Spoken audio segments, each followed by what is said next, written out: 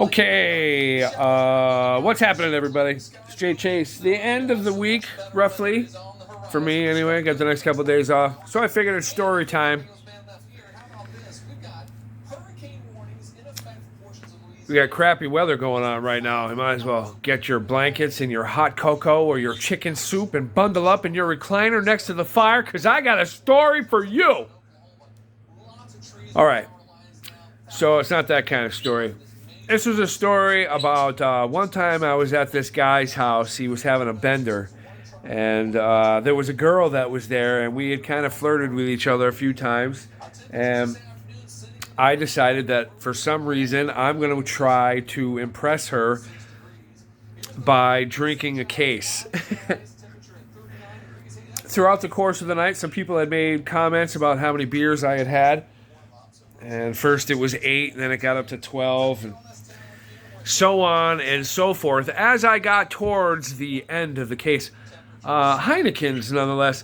I'm going to say that this is probably the only time that I've ever had Heineken's, because to me, Heineken is a crap beer, and it's always skunky.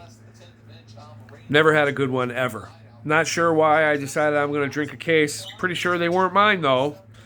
So I just kept on drinking, and somewhere throughout the course of the night, me and a buddy started to wrestle. This is back in the 80s, so smoking was big. Smoking and wrestling at the same time. The guy ended up getting me in a headlock. I had a butt in my mouth. And the way that he put his arm around my face, it pushed the butt up against my forehead. And I had a burn basically in the center of my forehead for like 3-4 days, and then like a red spot, for a couple weeks after that. But when he had me in a headlock, like I heard it sizzling against my head. Yeah, we got in trouble because we broke some stuff.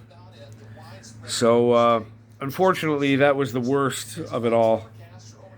But as the night progressed, besides the wrestling match that I got into in the living room, it basically got to the point I was so hammered that I had basically given up on, well, you could say she gave up on me. Like, if she was smart anyway, she would have.